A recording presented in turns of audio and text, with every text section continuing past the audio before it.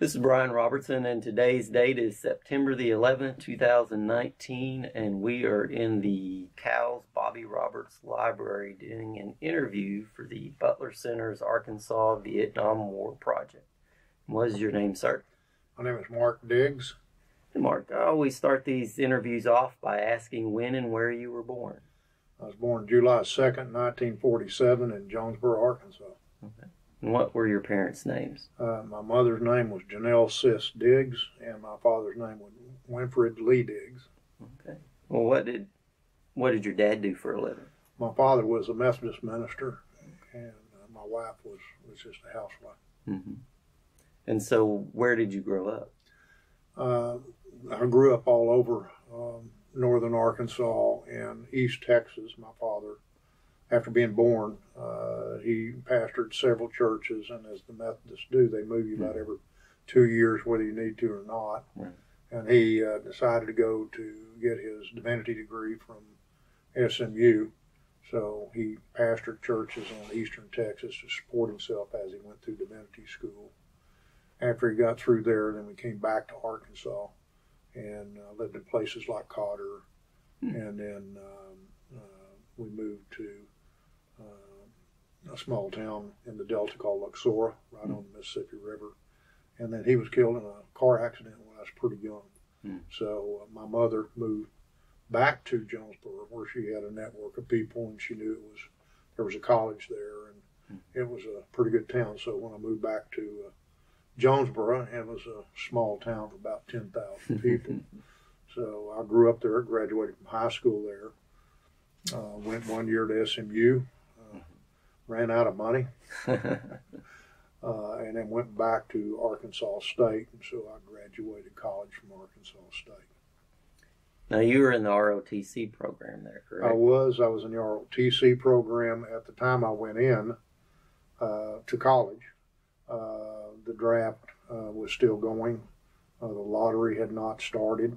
So basically, if you were a healthy male and not married, you got 4 years exemption, and then you were going to go to Vietnam. And you could choose to not go through the ROTC program and go in as a private or as a low-ranking individual and take your chances of going to Vietnam or not going to Vietnam. Or you could go ahead and go in as an officer. So I entered and at that time, as a land-grant college, every freshman and sophomore were required to take military science, period. So I took it, and I got to liking it, and I got involved in some of the programs there that were like the counter guerrillas that would go out and do exercises and stuff, and I really liked it. So I decided I would probably go ahead and make a career out of that at the time. And so I went ahead and committed to enter the officers corps. And so I got a minor in military science along with my degree in mathematics. Mm-hmm. So was there a particular reason you decided to go into ROTC? I liked the structure, and there was camaraderie. We had a really close-knit group there. Really liked the guys. It was not a popular time to be in the military. The anti-war, anti-military was pretty strong, and all that did is drive you closer to the people that were in there. And it was, and if you have a master's degree, what are you going to do with it? And so you had to go ahead and go get an additional degree. I didn't have a deferment, and so I felt the military was a potentially good career. I was going to have to go anyhow, so that's why I decided to go and get my commission and go in it. I liked it enough that I really thought that might be a career for me. Yeah. So how did your family feel about you, going into an ROTC program while the Vietnam War was going on? Well, I was pretty independent, and so I didn't really take a poll with my family. But they were pretty supportive. They basically, my mother and my brother was already in the military. He was in the Air Force, so we kind of came from a background that supported the military. And of course, my parents went through World War II, and so the military was an honorable profession and very supportive. In spite of the Vietnam not necessarily being a popular war, it was still an honorable service, and you're serving your country. And so, from that aspect, they supported that. Was there any kind of anti-war movement on campus at ASU? There was a little bit, but not really, really militant kind. There was more social ostracization and things of that nature, and maybe comments, negative comments, or being not associated with type stuff. Mm-hmm. But by that time, I was pretty independent, and it really didn't matter. Yeah. And some of the people that were not wanting to socialize with, I wouldn't want to socialize with anyhow, so it was not a big deal. Unlike some of the more liberal colleges on the east and west coast, and maybe in the north, where there were some really serious protests and things going on there, we did not have that. We were still fairly conservative in the South, right. So we didn't have the overt. Yeah. So there wasn't any kind of organized. No. Okay. No. Yeah. I was curious about that. So you go through ROTC.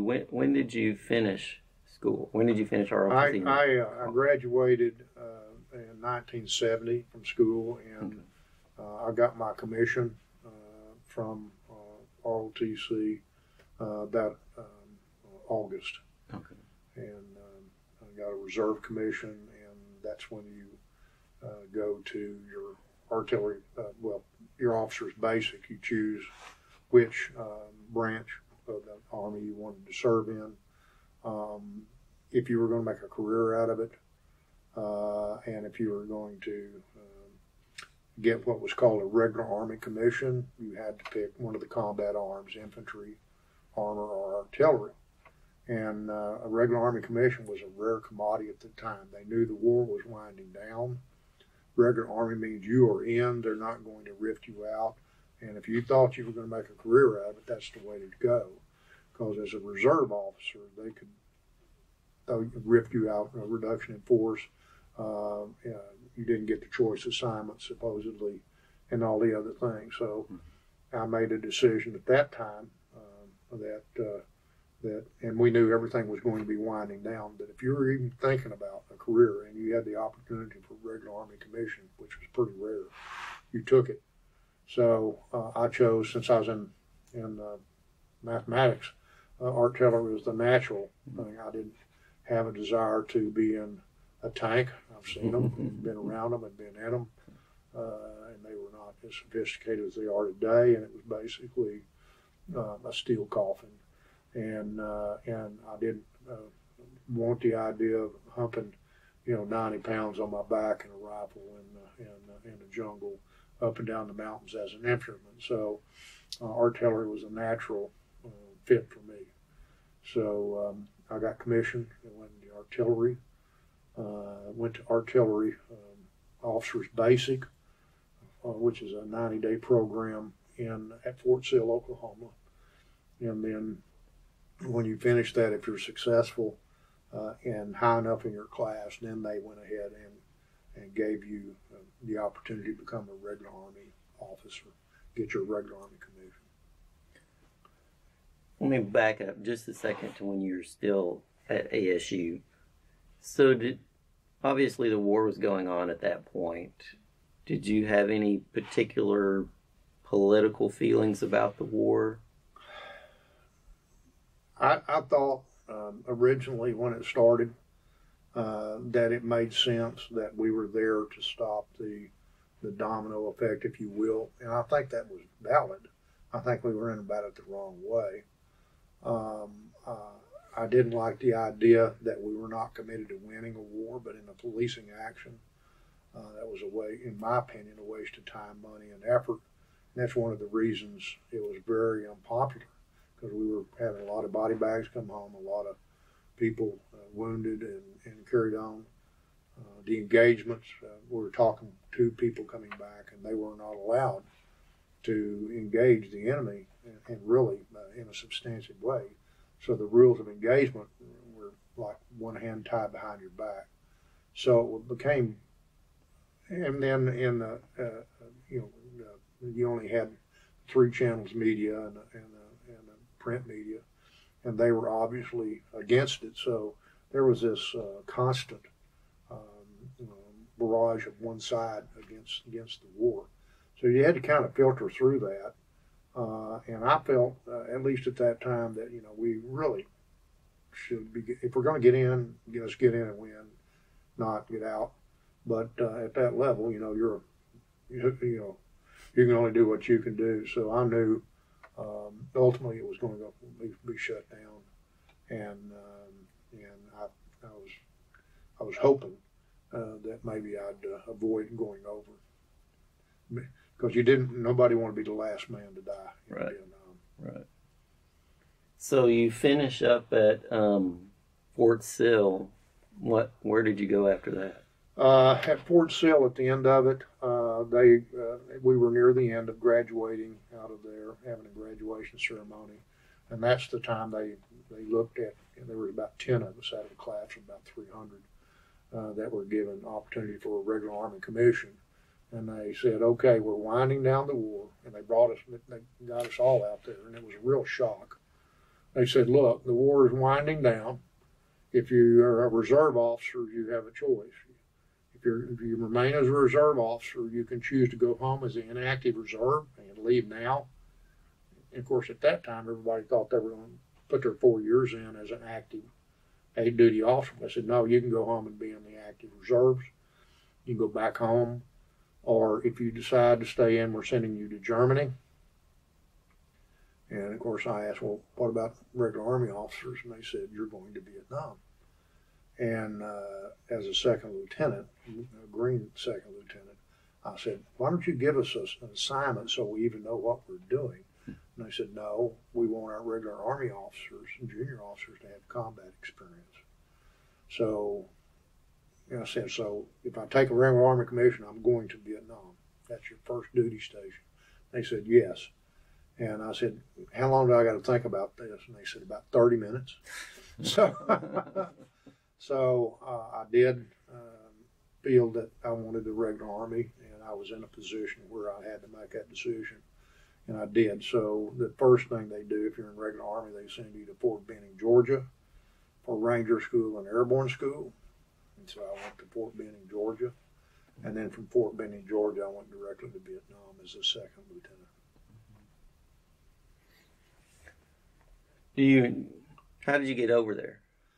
Well, obviously they cut orders, and we took. They had contracts with commercial carriers, and went to started out in Oakland, where they did in processing. Made sure I had all my shots and all the other things I needed to be doing, and then there were several thousand of us there actually, and so what they'd do is they'd schedule plane loads.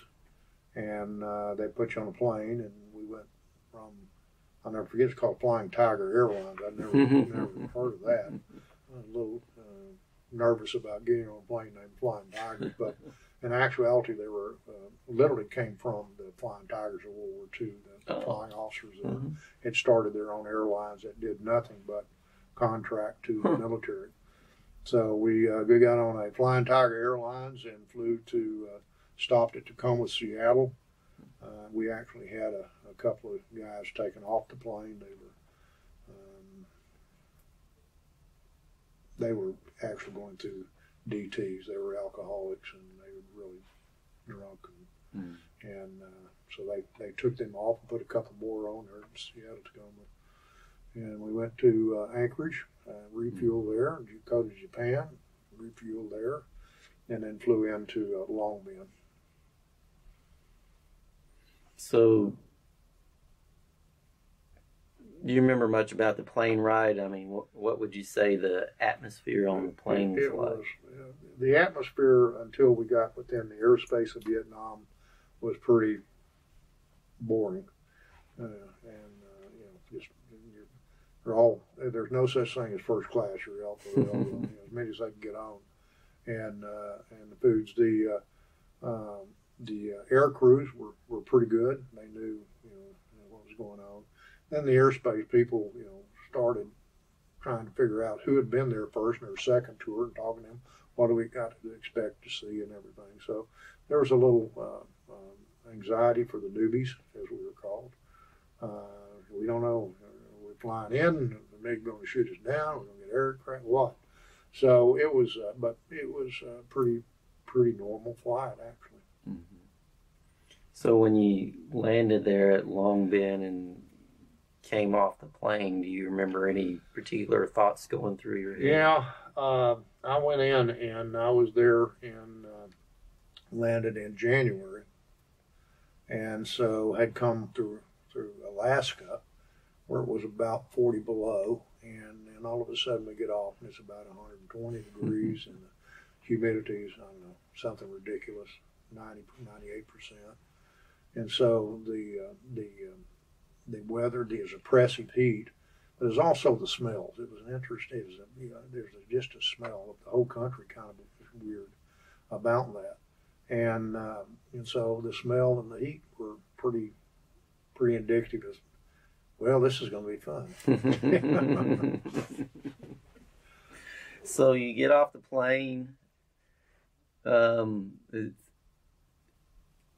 Did you have your orders beforehand, or did you get them once you arrived in Vietnam? Well, you just got orders, and what they did is they brought you in and put you in a thing called a replacement, a repo depot replacement place, where they put you up, and then they determined what your MOS was, and then they started looking where they needed you in country, and then they would cut you orders to a specific unit. Okay.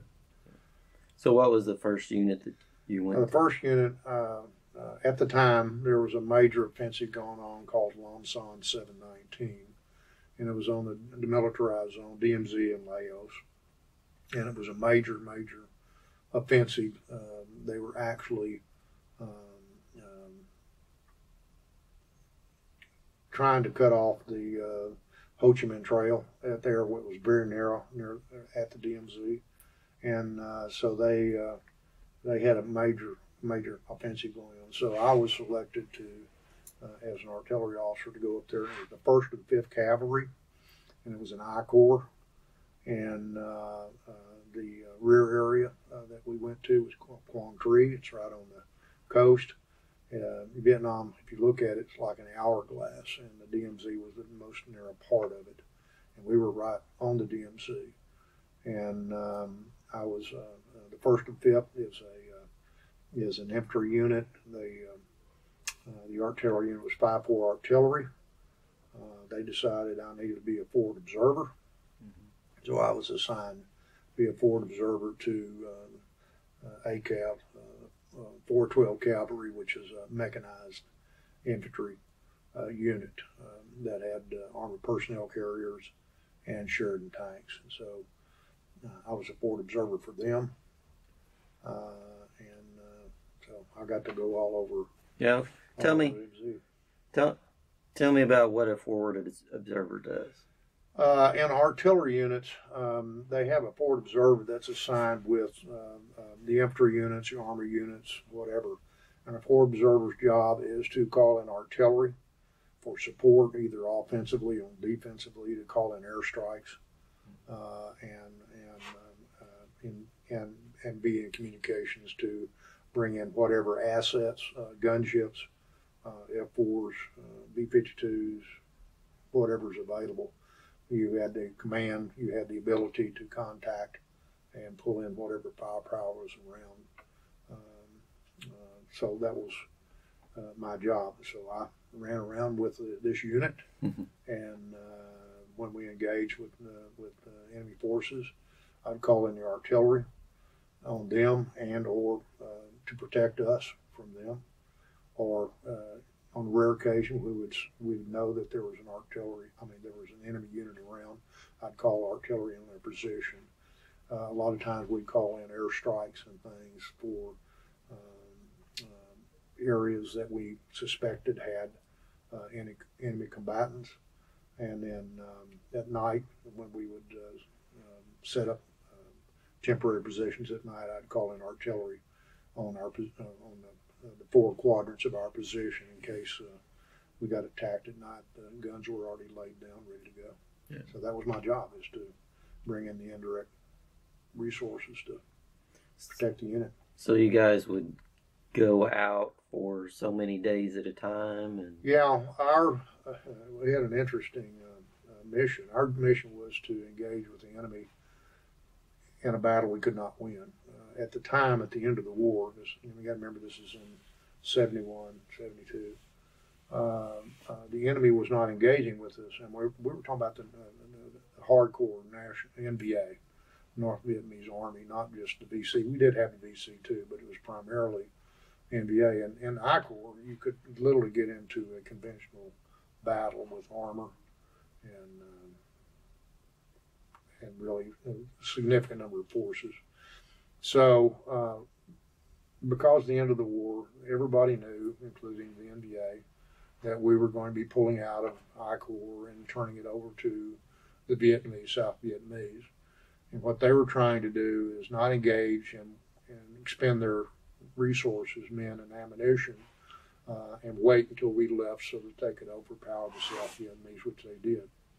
And in Lam Son 719, what we were doing up there was trying to engage as best we could to weaken the enemy and find out what their forces are, cut off the Ho Chi Minh Trail, which went down by Laos outside of Vietnam, and try to disrupt their supply lines all the way down south. So what we did is we ran around 28 days, 30 days at a time, trying to pick a fight we couldn't win. We get supplied by air, food, and so forth, and then we'd go out and do that, and then come back for 3 or 4 days, resupply, fix the vehicles we were on, perform major maintenance on them, pull the engines, whatever needed to happen, and then we'd go back out again. So I was with them in I Corps for about 6 months, and so almost all my time was out in the field. So what unit size are we talking about going out? Well, we had, it was that's a company size unit of armored cavalry, and that's basically about 23 vehicles. We had armored personnel carriers, and then we had Sheridan tanks, and so a platoon of them, which I was assigned to a particular unit of them. You'd have probably about 20 vehicles out there. And if you think about it, you're not going to sneak up on anybody with 20 vehicles. They know you're coming along that way. So when we engage with people, they either outnumbered you significantly in ambushes, or you accidentally ran over a well-camouflaged position. So it was always interesting when you engaged. Yeah. Do you remember? Do any particular engagements stick out for you? Not in that time. There was in the South, which we'll get into in a minute. But yeah, there was. We went to Quezon. This is not it's the same Quezon, but 1968. Right. We went over, and there was a major offensive there, and it was a pretty intense. And at one evening, the battalion, the actual brigade headquarters was there, and we were the ready reactionary force. We'd sit on a ridge at night, and then if something happened, if a major encounter came in, then we would move at night and try to engage the enemy either from behind or from the side. And we got word that there was major sapper units, which are basically engineers that are coming in with Bangalore torpedoes and grenades and RPGs to attack the headquarters, where at that time was General Hill. And so they had gotten intel it was going to happen. And it was at night, and so we got word that they had also set up in front of the headquarters. They had set up foxholes with snipers in them, and the snipers had caught them. They were using starlight scopes, so they saw them coming, and they said, "Come get us! They're coming quick." So we moved at night, which was not a lot of fun because you don't know whether they're setting ambushes for you to come in. And so we're getting out there. I'm calling in flare ships because we're going to need them. Or calling in gunships and so forth to go where we're headed. And our job was to go pick up the snipers. They were getting hit pretty bad. So we got there, and some of the snipers had been killed. There were several NVA sappers that were killed. And it was bad enough. For example, the snipers, one of the guys that we picked up, the American sniper, in the foxhole, they were close enough. What they did is they pulled a pin on the hand grenade and set it on the edge of the foxhole and ducked their head. So it was really hand-to-hand, close quarters, tough. And, of course, when they saw it, heard us coming, they all was trying to get out of there. Of course, we were trying to engage them. And so that was pretty intense time. Yeah. Pretty memorable. Yeah, I bet. Now, how long were you up north there? About 6 months, and luck of the draw. And they were turning it over. I'll tell you another little story which was interesting, which plays into this. If you ever remember, the French, first of all, there was in World War II, the Japanese controlled that area. The Japanese and the Vietnamese at that time laid out a lot of landmines, okay? And then after the Japanese, the French came in, and the French laid down landmines, and the NVA laid down more landmines. And then after they left, the Marines came in, used to have the I Corps. We were taking it over from the Marines. They laid landmines. Nobody knew where they were at, so there were certain areas over there you were afraid to spit on the ground, okay? But so we were about ready to turn it over to the South Vietnamese, and right before we did that, I ran over my APC, ran over what they call today IED, improvised explosive device. We estimated it was a 200-pound bomb, and it threw the track up pretty high, and that's an 11-ton vehicle, so it threw about 30, 40 feet in the air, blew me off, and fortunately I just got head injuries and busted eardrums and a broken tailbone, so it was minor stuff for me. And so I thought, and I said, man, I'm ready to get out of here. This is fun. Let's go home. And everybody's going to get orders, so I was going to get to go home with only 6 months in. The problem is they said you got to have 6 months in a day, and I lacked about 10 days. So they everybody else got to go, and I got reassigned to go down to 3 Corps right on the Cambodian border. So I left there and went south. What unit were you assigned to down there? Down there, I was with the 23rd Artillery Group and the 2nd Battalion, 32nd Artillery. And down there, they were glad to see somebody had combat experience. And unfortunately, what that meant was they were going to send me out to the remote areas of the fire bases. I was assigned to units that had the largest artillery pieces, which were they don't even have them anymore, but at that time it was 175 millimeter and an 8-inch. It's called heavy batteries. The 175 millimeter, it was a gun, and it had a 43-foot barrel, and it sat on a M48 tank chassis. It's a pretty good size unit. And actually, when you did the calculations for trajectory, you had to take in the curvature of the earth and the droop of the barrel. It was, and it shot close to a 200-pound projectile, about 16 miles. So it was pretty awesome.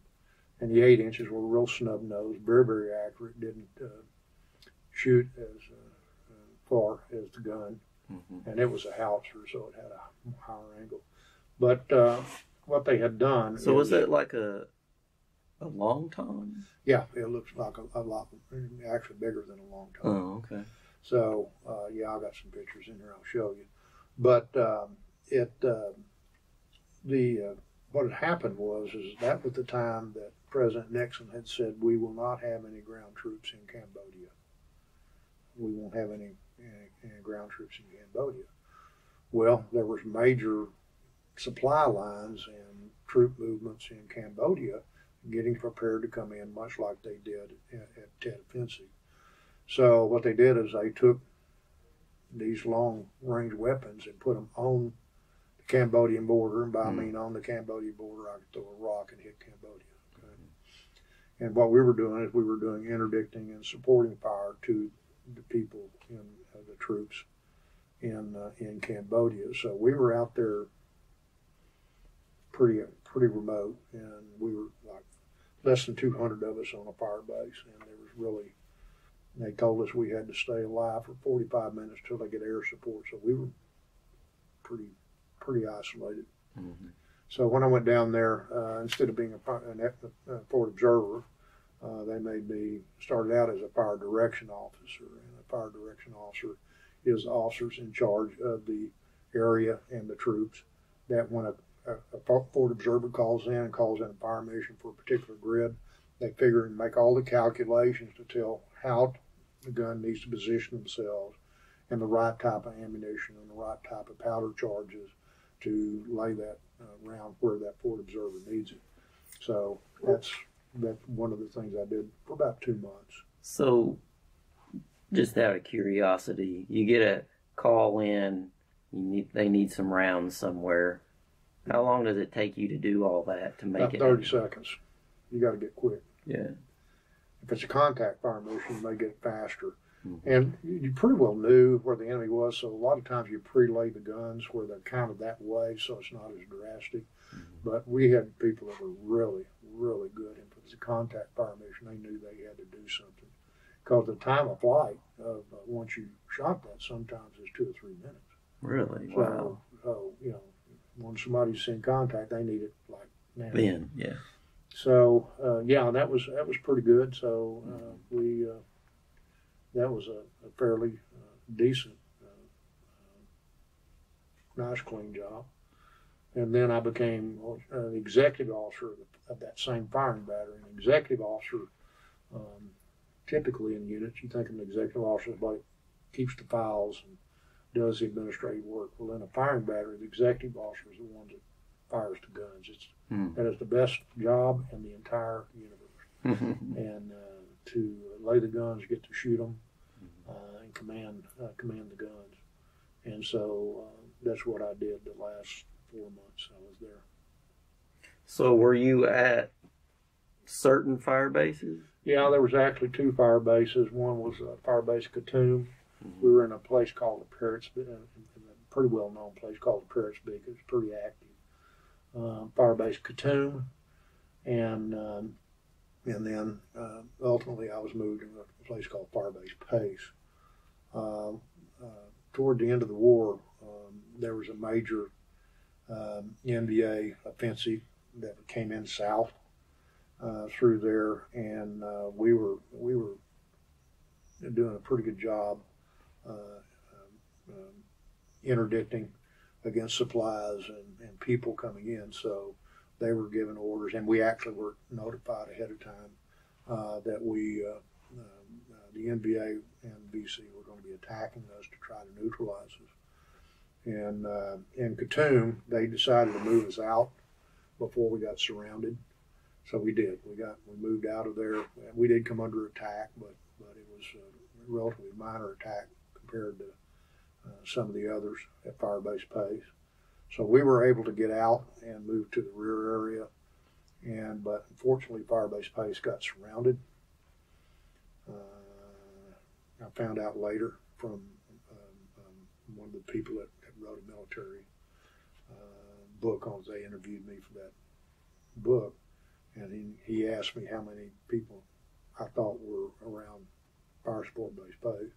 And I said, I don't know, 700, 800. And he says, no, there was like 4,000. And it was, so they got surrounded. The executive officer got wounded. They were really in deep trouble. I was asked, quote unquote, to volunteer to go, to go as executive officer. So I went in, and it was a 21-day siege. How did you get there? A helicopter, under fire, and it was basically a suicide mission. And I didn't think I was going to get out of there. We had ultimately we had 66% casualties, and I got my second Purple Heart there. I got more in my hand. But we had a lot of helicopter pilots shot down and giving us support. But you got to think about it. We only had about 250 troops there, and we're surrounded by 4,000. We could actually hear the mortars drop in the tubes when they were shooting at us. Wow. And they were doing direct fire with 75 millimeter recoilless rifles, and we were shooting back too. But if it hadn't been for the Air Force and the gunships coming in, would have been overrun totally. So we held out, and eventually we were able to get off. So, roughly, how big would you say a fire support base is, as far as space? It's about 100 yards in diameter. It's not very big. Okay. And when you start getting 200 or 300 rounds inside that perimeter, it's pretty intense. Yeah. And you got to remember when you're firing the guns back, we had they had reinforced us with in an artillery battery. You only got about 60 or 70 people out there. Okay, so they had reinforced us with a company of infantry, and they had also had a couple of engineer units that had quad 50s, 50 caliber, 50 calibers. I sat on the back of a 5-ton truck to help increase the firepower for the perimeter. So we had a lot of firepower, but basically when we came under attack, the only weapons we had to shoot back with besides the small arms fire was the 8-inch howitzers. You couldn't shoot the 175 direct, so you get on the 8-inch howitzers and you lower it down as possibly you can, put the lowest powder charge and shoot it out with a timed fuse and let it explode about 10 feet off the ground, and it would chop down trees and everything else. That's the only way we had to fight back there. The problem is you're sitting on an M48 tank chassis, so you're about 12 feet in the air and no protection as the mortar rounds are coming in. Yeah. So you might suspect that people were reluctant to get on the guns and fire back. Well, yes, the executive officer has to do it, so a lot of times I'll help them man the guns, and that's how it worked. But so it was pretty intense. Yeah. So,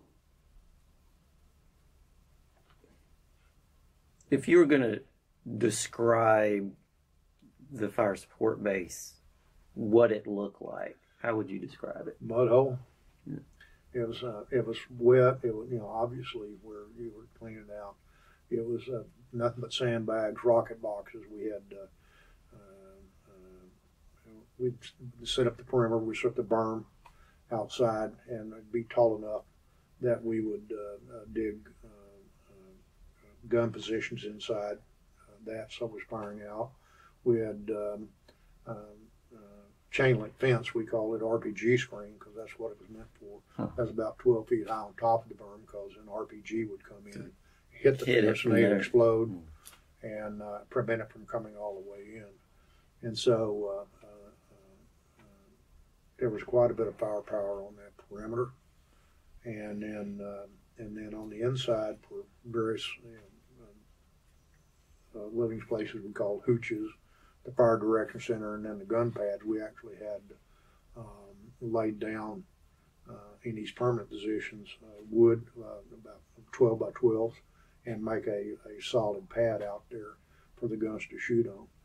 and because if they just put them, and which we did, we just put them on regular ground. They had basically a bulldozer blade on the back to give them stability. But when you shot full charge, it would pick that whole front end of that 40-ton vehicle up and start digging a hole. So everything, you kept the grass down, and there was none of that. So when it rained, it just made mud. And when it was rainy season, it was mud, and the other season it was just dust. So that was about it. Yeah.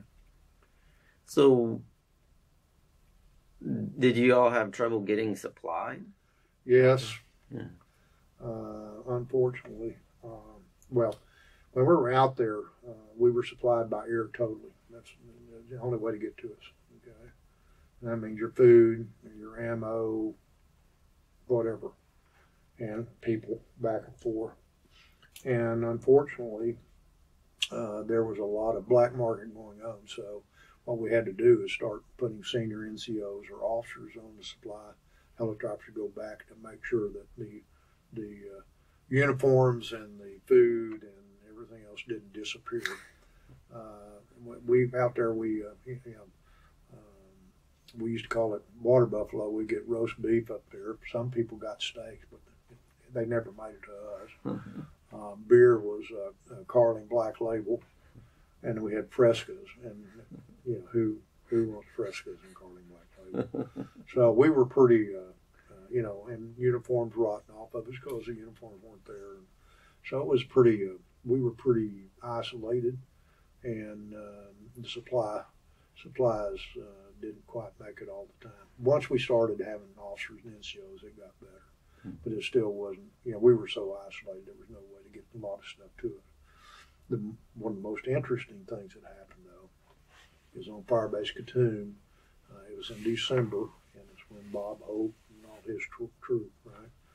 Miss America decided they wanted to go to the field and see a real live unit, and they picked us at Katoon. Well, you'd think that that's a neat deal. Well, I consider it, I'm the XO that's going to have the reputation Miss America and her garage are going to get killed or captured. So I was glad to see them go. I was pretty nervous and didn't enjoy it, but that was pretty neat to have that done. So it was, and they did. They got to see it firsthand what real isolated combat unit was. Not many people came out to see us. At all. Did you ever have any kind of discipline problems being that so isolated? Yeah, there were times. You always have discipline problems in the military, no matter where. Most of the times it was controllable. The biggest issue we had in a lot of cases, we get new troops in, a lot of drug issues in that regard. And the anti-war movement coming back, and there was this real issue. On the fire bases, it wasn't too bad. We could control that because it was a small contained unit, and we just didn't put up with it. In I Corps, in the first unit, drugs were a huge problem up there. The first unit I was in was probably 40% heroin addicts. And, marijuana was just everywhere. We didn't consider that a big deal. But heroin was a big deal. And there was the black-white issue. It was really quite pronounced at that time. And it permeated in the rear areas predominantly. When you got out the field, everybody was dependent on each other. So nobody would put up with the drugs. Nobody would put up with the black-white issue. We just wouldn't. In the rear area, it raised its ugly head, and it caused problems back there. But fortunately, as a forward observer, I was responsible for myself. I didn't have to deal with that. Right. As an executive officer or fire direction officer, I did have to deal with it in fire bases down there. There was a couple of people we did Article 15s on, or we'd ship out, but nothing really serious. Yeah. Well, when you were back up in I Corps, do you remember any specific incidents in either case, the drug use or the racial issues? Yeah. For example, there were several. For example, there was one of the people that got on the heroin use. They got using it was real cheap.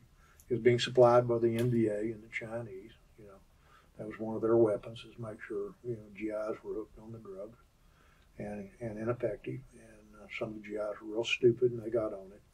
And those that were really hooked on it pretty bad, what they would do is the new troops would come in and they'd smoke marijuana. What they didn't know, they'd lace the marijuana with heroin to get them hooked. Huh. And so there was one incident where we came back to the rear and a grenade went off. We thought it was a mortar. A grenade went off, and what had happened is one of the young new guys had gotten hooked on heroin, and he was mad at the guy that did it. So what he did is he pulled a grenade pin and held on to him and killed both of them. He committed suicide and killed the other one. So those are the types of things. Yeah, there were a couple of instances of officers getting fragged. I was going to ask you about that next. Yeah.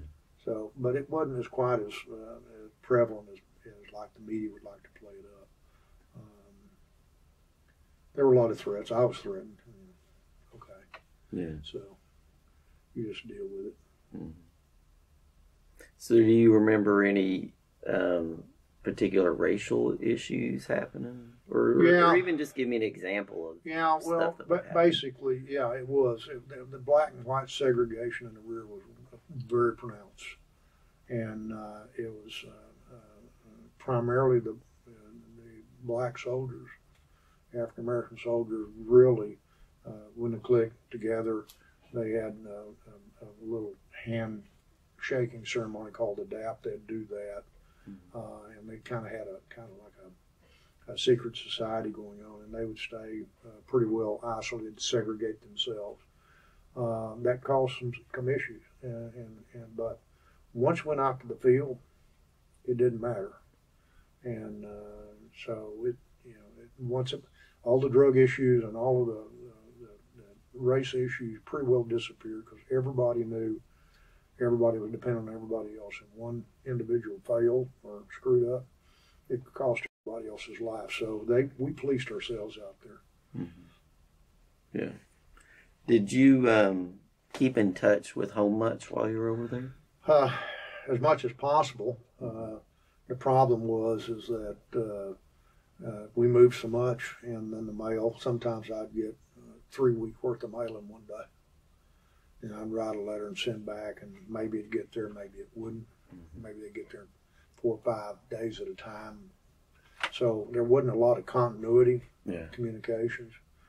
And then a lot of times we'd send back tape recordings, and we'd do that, and that was pretty well it. So I didn't have a lot of timely communications. There was not a lot of way to do that other than keep up with stuff. There was a radio called Starlight, where it was a satellite radio. I used that one time. It was ridiculous. I knew how to do it because it was a radio, and you had to say over and out, and they had people listening, and you couldn't talk about units.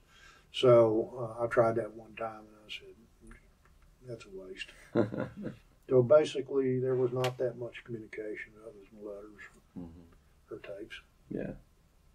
Did you ever get any R&R? I got one R&R, went to Hawaii. Okay. What was that like?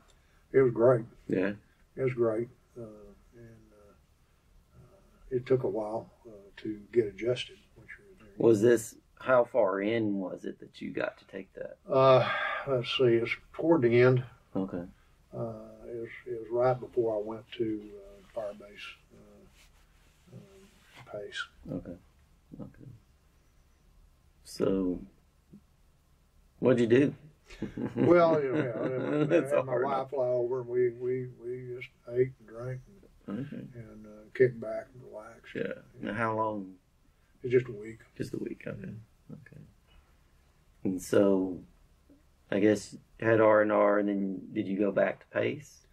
Yeah, I went back to Vietnam, and then ultimately to Pace. Oh, okay. So, did you ever have much, if any, interaction with any Vietnamese civilians? Not very much. You know, Yeah. I was so remote that in the I Corps, we were out, and if you saw somebody that was not in a green uniform, they were not your friends. So you didn't interact with them except shoot. Right.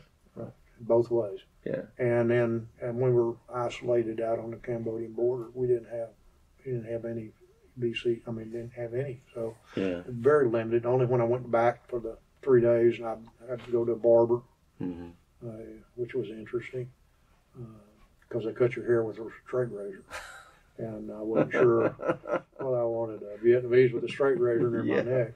Yeah. But they did that, and you run into them. They ran, in effect, what was a PX or a post exchange, and they would have people, some of them working there. But that was about it. Yeah. We didn't have much interaction at all. What about any Allied troops? Did you work at all with South Vietnamese or Australians? Just a little bit, not much. We were pretty well isolated. There were a couple of instances where we did work with the South Vietnamese.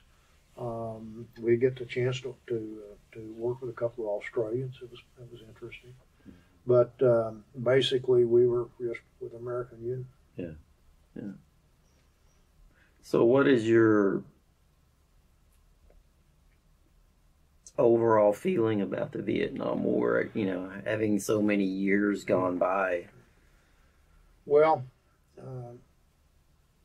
I think that there was a role for us to play there. I think we lost sight of that role when we decided to get actually engagement in troops, and then once we did that, then we didn't commit to win. If you look at the history of it, there was no major battle that we did not come out winning on. Tet, Walter Cronkite came out and described it as a terrible defeat and a shock. We decimated them. If we'd have pressed the war after that, we'd have won it. On Rolling Thunder, we were destroying Haiphong Harbor and everything, and if we'd have pressed that one more time, they'd have sued for peace.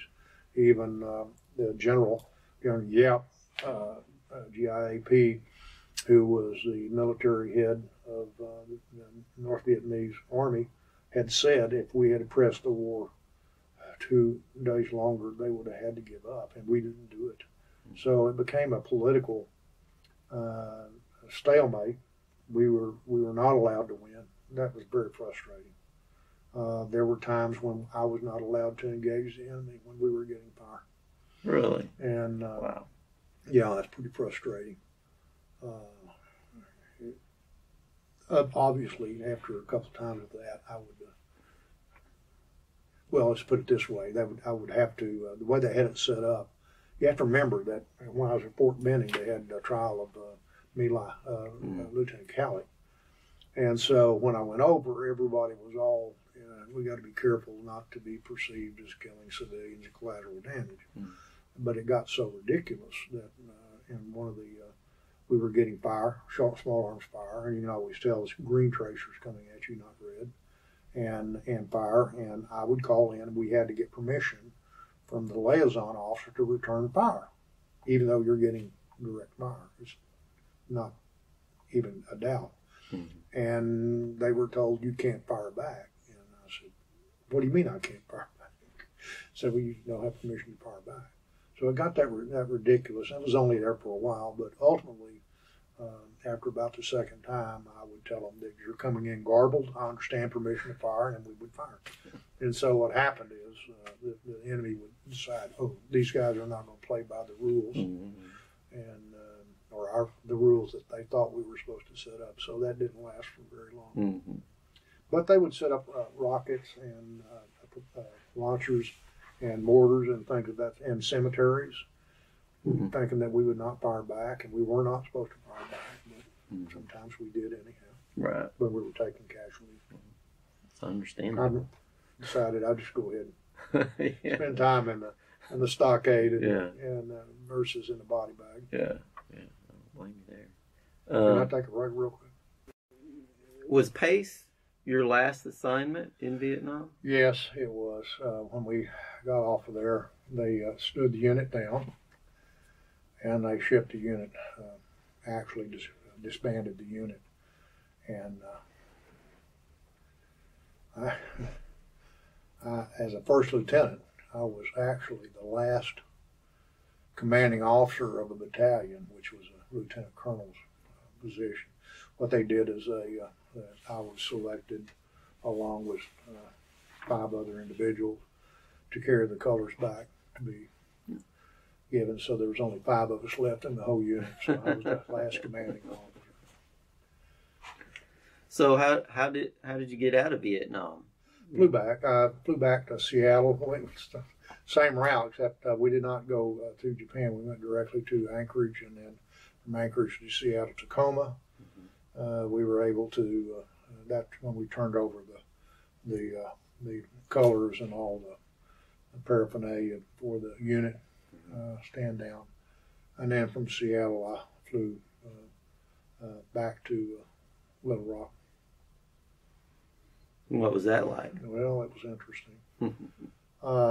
If you think about it, you're 48 hours from the time you're in the country, and probably 7 days from actual combat going on. So it was quite a culture shock. And you had to travel in military uniform. Again, it was even worse when I come back as far as the anti-military sentiment. So there wasn't a lot of smiling people or people saying welcome home or any of that. But I did come back, and there was a lot of people who looked at me because I carried some war souvenirs back. I had 2 a rifle, an SKS, and some other war souvenirs I'd gotten, and which you had to have orders to bring home. So you're carrying a weapon on board that's got a bandana on it. So people are wondering, what's this guy going to do? And so, but it came home, and basically was glad to get home. Unfortunately, in Vietnam, unlike today, there was no process for reacclimating and coming back to civilian life. And so I came home for basically a 30-day period of time to then go to Fort Hood, Texas, which was my next duty station. So it was quite an adjustment, culture shock adjustment, and good food though, and trying to learn how to drive again. It was interesting. How did your wife meet you in Little Rock? Yeah, my wife and my in-laws, and I had a baby born while I was over there, so that's the first time I got to see the baby. Mm-hmm. So that was pretty interesting. The baby cried, didn't want anything to do with me. A strange, ugly guy trying to grab me. So it was that was basically it. You did your job. You come home, you keep your mouth shut, and move on. Yeah. Did you ever have any kind of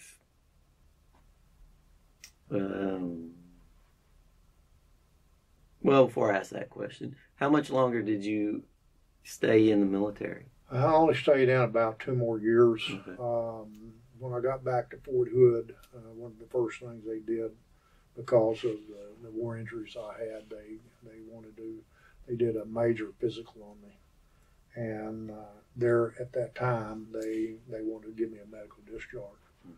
I told them I didn't want one, and they said, "You're confused. You think that you have a choice in this matter." But after the exam, they actually sent me home on orders, and they said, "Go on home, and we'll send you your discharge." And so I came home. I was still in the Army, still getting paid. Came home, and for 90 days, I was the most bored guy. I was happy because I could go fishing, I could go golfing, but there was nobody to do it with because everybody else had to work. So for 90 days, I was pretty lost, pretty bored. What am I going to do? And so then they decided maybe they didn't want to discharge me, and so they said, "You come back." So I went back to Fort Hood, and but they said I could not be in the combat arms, couldn't be in artillery anymore, the armor or the infantry, because of profiles of my ears primarily. I had enough hearing loss that they said you can't do it. And then I had the worst job I ever had in my life. They decided, since I was a math major, that I'd make a wonderful accounting officer. And again, they didn't ask me. They said, this is what you're going to do. And they made me post-dispersing officer for Fort Hood, Texas, which means I had 300 pay clerks, mostly female. I had a safe full of $20 million in small bills.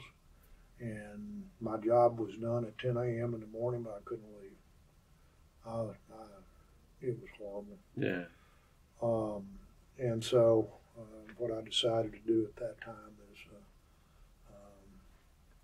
I called up and actually I've been told when I went to Vietnam that I'd get my choice of a continental United States assignment. Fort Hood was nowhere on my list, so I was not happy being at Fort Hood, much less that particular job.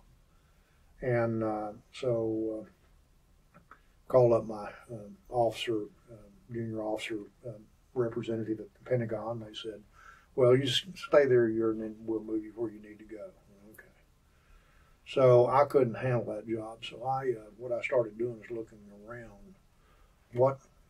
I decided at that time I may not be staying in the Army.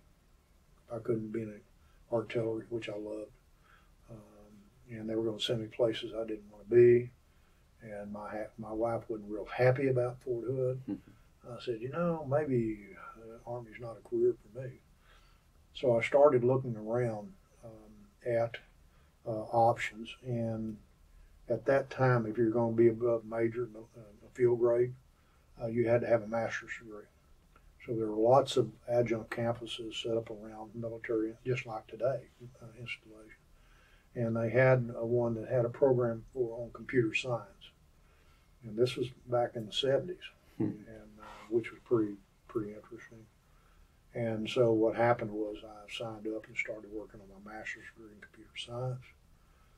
I found a test unit with computers that were looking for some officers. The major they had was leaving, so I talked myself into a major slot as a first lieutenant, worked during the day on actual communication stuff and computer stuff, and at night I went to college and got my master's degree. After a year, I told them, I said, because that's where we're going to go, and they said, well, you need to stay there another year. And at that time, they were doing anything they could to drive people out of the military, including the RA officers, and that was their way of telling me, why don't you leave? We're going to abuse you until you leave. And at that time, a lot of the good officers were getting out. A lot of the officers I had no respect for were staying in. The volunteer army, the Bolar Army was starting. The racial situation was not improving. The drug situation was not improving. Some of the officers I had least respect for were getting promoted and carried on. The good ones were getting out. And I said, I don't think I can do this. So I resigned my commission and left in 1973 and came back to Little Rock. Did you ever have any issues later in life, as far as in civilian life, with you being a Vietnam veteran? Yeah, basically, when I left the military, on resumes and things of that nature, you didn't put that you were in the military. That was a black mark against you. So you kind of had to be innovative the way you talked about the time, that period of time. And ultimately they'd find out. I mean, you can't hide it. I mean, you just kind of, they find out about it or through your mannerisms or things of that nature. But ultimately it got to the point to where, that did not become as a negative as it was. Eventually people figured out they were against the war, not the warrior. And I'm glad, but there was a lot of other issues like the American Legion. American Legion didn't want him to be. They wouldn't even allow you to join because you lost the war. We won the World War II. Okay, so there were things like that, and and there were a lot of. There was a huge adjustment as far as coming back to civilian life, because I was used to giving life and death orders. And I just said, do this, and it better get done. And I'm not going to lie if it didn't get done, not at all.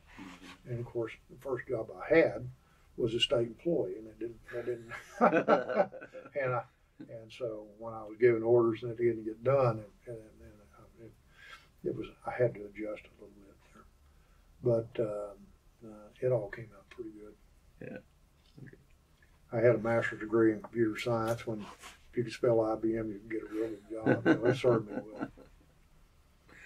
Well, is there anything else you'd like to share about your service before we wrap it up? No, except the thing that I would suggest, if somebody's viewing this and how do you take the lessons of Vietnam and how do you apply it to modern day? I am right now. I have a nonprofit that we support veterans. I'm a veterans advocate because I see a lot of these young men and women getting deployed 7, 8 times, and we have the highest unemployment rate, the highest bankruptcy rate, the highest drug abuse rate, alcohol abuse rate, incarceration rate, bankruptcy, underemployment rate, homelessness, and unfortunately suicide rate. And if you look at what we're doing in Afghanistan, Syria, and Iraq, we're repeating the same thing. We never learned. We're in today, 18 years, we're in the longest war the United States has ever been in. And somebody needs to explain to me who we're fighting for and with in Syria. Sometimes we're on both sides at the same time. And these young people are serving well. They're getting deployed 7, 8 times, and they come home. There's no real infrastructure to help them. They're suffering from real severe PTSD. When you're deployed that many times, you can't hold a marriage together. You don't get promotions because you're not going to be here. You can't run your own job because you're going to be gone. People don't want to hire you, even though it's against the law to discriminate, and they figure ways around that. So we have some real issues on. They're tremendous. I'm proud of them for what they've done. And so we're trying to help them. But the lesson I'd have here is we're repeating the same thing. We give them rules of engagement, which are just insane. If it's worth one American's life, it's worth winning. And I'm a little bit different. I'm a total all-out kind of guy. If it's worth one American's life, let's win it. Let's not. War is not nation building. We're not going to be bold nations. We have no business doing that. And if we're going to expend blood and treasure, let's make it count. And it needs to be as fierce, as hard, and as horrible as it can be. So people say, let's not do it. Anytime you try to do it and sanitize it, and let's do the rules of engagement, it just drags on forever. And you'll see where we're at. We're trying to figure out how to get out of Afghanistan, and we can't seem to figure it out. Yeah. Same deal, same thing. It is, yeah. Definitely. So, well, that's it. Okay. Well, thanks for coming in today. All right.